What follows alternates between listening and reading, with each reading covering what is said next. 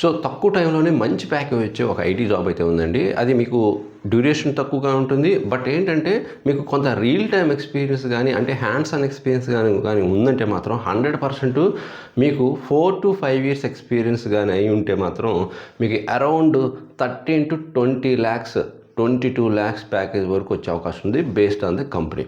Okay, మరి ఏంటి ఆ ఐటీ కోర్స్ అంటే సర్వీస్ నౌ డెవలపర్ అండి. ఎందుకు సర్వీస్ నౌ డెవలపర్ అంత ఎక్కువగా డిమాండ్ ఉంది and most of the organizations ఎందుకు యూజ్ చేస్తున్నాయంటే ఆ కంప్లీట్ వర్క్ ఫ్లో ఆటోమేషన్ అనేది enterprise level workflow automation అనేది ఈ సర్వీస్ నౌ డెవలపర్ ఈ సర్వీస్ నౌ టూల్ యూజ్ చేసి ఈ ఆటోమేషన్ అయితే చేస్తున్నాయండి. మోస్ట్ ఆఫ్ ది ఆర్గనైజేషన్స్ అన్నీ కూడా దీంట్లోకి మైగ్రేట్ అవుతున్నాయి service now automation tool use చేసి. అందువల్లే ఈ సర్వీస్ నౌ డెవలపర్కి అంత క్రేజీ వచ్చింది ఐటీ ఇండస్ట్రీలో. సో ఇంతకుముందు 2 years 4 years బిఫోర్ అయితే అంతేం లేదు.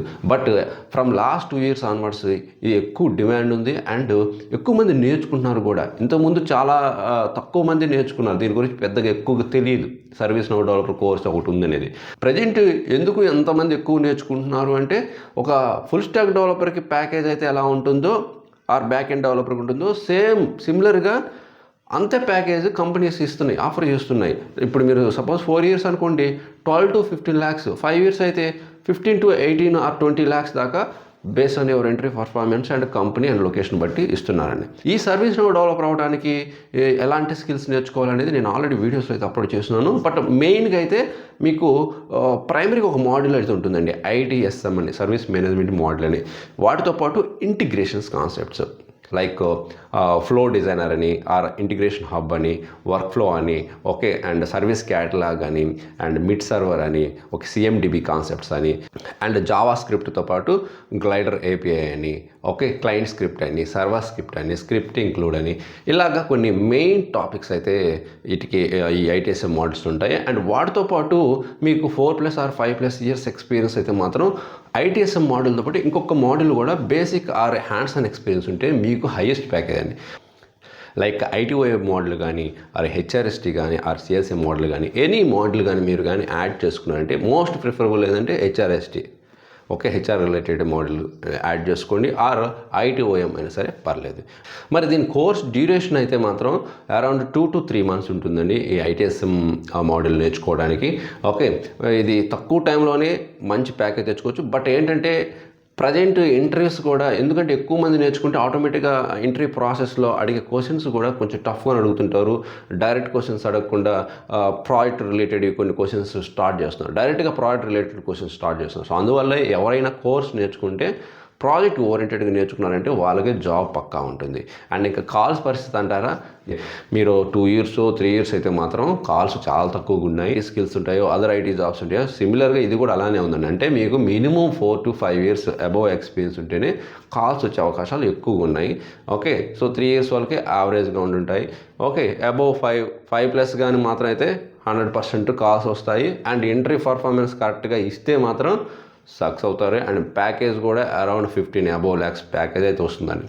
బట్ కాంపిటీషన్ కూడా రీసెంట్ 1 year నుంచి ఎక్కువ మంది నేర్చుకోవడం వల్ల కాంపిటీషన్ కూడా ఉంది. సో అందుకే ఆ కాంపిటీషన్లో మీరు కొంచెం యూనిక్గా కావాలంటే సో సర్టిఫికేషన్స్ కూడా కొన్ని కంపెనీస్ అడుగుతుంటాయి. లైక్ CSA అండ్ CAD అని ఒక సర్టిఫికేషన్స్ ఉంటాయి. సర్టిఫికేషన్స్ కూడా ఇంక్లూడ్ చేసుకోగలిగితే మీ ప్రొఫైల్ యూనిక్గా ఉంటుంది, జాబ్ ఆపర్చునిటీ రావడానికి ఎక్కువగా ఉంటుంది. బట్ ఏంటంటే ఒకటే గుర్తుపెట్టుకోండి, కాంపిటీషన్ కూడా అదే లెవెల్లో ఉంది. ఓకే, బట్ ఓపెనింగ్స్ కూడా బాగానే ఉన్నాయి. సో అదే ఎవరైతే స్కిల్స్ ఉంటాయో, ఎక్స్పీరియన్స్ ఉంటుందో, రెలవెంట్ హ్యాండ్స్ అండ్ ఎక్స్పీరియన్స్ ఉందో, అట్లీస్ట్ మినిమం 1 or 2 ప్రాజెక్ట్స్ కానీ చేసి కానీ ఉంటే మాత్రం 100% సక్సెస్ అవుతాయి. ఈ సర్వీస్ నౌ డెవలపర్ మీద ఇంటర్వ్యూ ప్రిపరేషన్ కావాలి, కోర్స్ కంప్లీట్ చేశాను, నేను ఇంటర్వ్యూలో చాలా స్ట్రగుల్ అవుతున్నాను అనుకునే వాళ్ళు మీ డీటెయిల్స్ ఈమెయిల్కి షేర్ చేయండి. మనం డైలీ వర్క్ ఇచ్చి ఒక ఇంటర్న్షిప్ లాగా మీకు వర్క్ చేపిస్తాం. ప్రాజెక్ట్ రిలేటెడ్ ఇవి ప్రాజెక్ట్ ఓరియంటెడ్ బేస్ చేసుకొని ఇంటర్వ్యూ ప్రిపరేషన్ ఉంటుంది, జనరల్ టాస్క్ కాదు.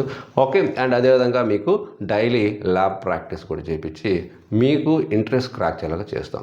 అండ్ ఫైనల్గా ఇంకో క్వశ్చన్ అండి, ఇది ఎక్కడ నేర్చుకుంటే బెటరు, ఏదైనా ట్రైనింగ్ ఇన్స్టిట్యూట్స్ ఉన్నాయంటే సర్వీస్ నౌ డెవలపర్కి సంబంధించి నేను చాలామందితో మాట్లాడాను, స్టూడెంట్స్తో కానీ అండ్ సమ్ ఆర్గనైజేషన్స్ కూడా చూశాను.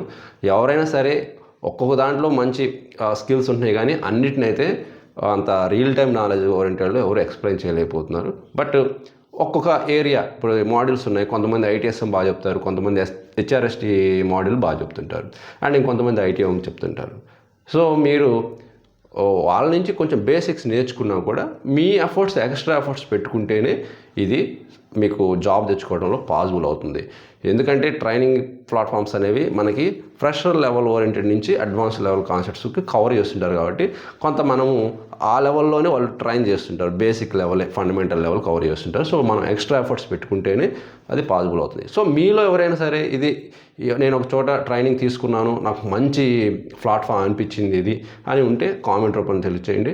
సో చాలామంది మన వ్యూవర్స్ కూడా హెల్ప్ అవుతుంది. మీకు ఇలాంటి మరిన్ని వీడియోస్ కావాలంటే మన లక్కీ టెక్ జెంట్ ఫాలో అవ్వండి. కంటెంట్ నచ్చితే లైక్ చేసి మీ ఫ్రెండ్స్కి కూడా షేర్ చేయండి. ఇంకొక మంచి యూస్ఫుల్ కంటెంట్ మళ్ళీ కలుద్దాం. Thank you very much.